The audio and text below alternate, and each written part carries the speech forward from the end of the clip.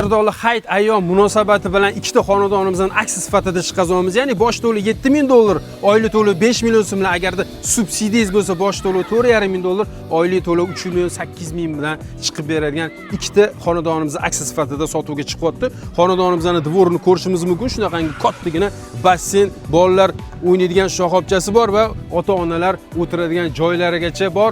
Uy ichidan kirib ko'rib chiqamiz. Xonadon kirishimiz bilan bizani shunaqangi koridor qismi kutib oladi. O'ng tomondan ko'radigan bo'lsak, bizda sanuzel qismimizni planirovka bo'yicha bu yoqda o'zi oshxonaga berilgan joy. Oshxona qismimiz bo'ladi. Xonadonimiz bir xonadan iborat bo'ladi va uni yonginasida bu yerda yotoqxona sifatida, endi bir xona bo'lgandan keyin mehmon kutilmaydi. Tashqari qaragan oynalari bor.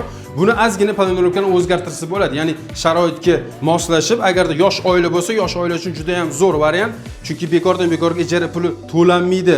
Shu bu yerda kirib kelavishimizda mana shu devorni olsa bo'ladi. Bu devorni oladigan bo'lsangiz, bu yerda katta qilib turib studiya formatda oshxona sifatida foydalansangiz bo'ladi. Burchagiga kuxniy mebellarni teradigan bo'lsangiz, bu yoqda o'rtada bemalol yoki chekkada choy ichib o'tirish uchun joy qilish imkoniyati bor. Yonidagi xonamizni shunda yotoqxona sifatida foydalansangiz bo'ladi. Joylashgan joyiga keladigan bo'lsak, Yangi Hayot tumani Indeks bozori yonidagi Greenhouse novostroykalardan bo'ladi. Xonadonimiz 39 kvadratdan iborat, ya'ni 9 qavatli binoning 9-qavatida joylashgan, ikkita dona aksi sifatida chiqyapti.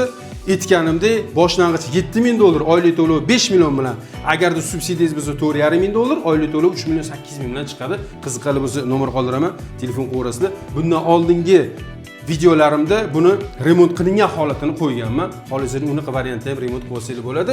Где-то 50 million atrofida remontiga xarajat bo'lyapti. Qiziqali bo'lsa, tez-tez telefon qo'yinglar.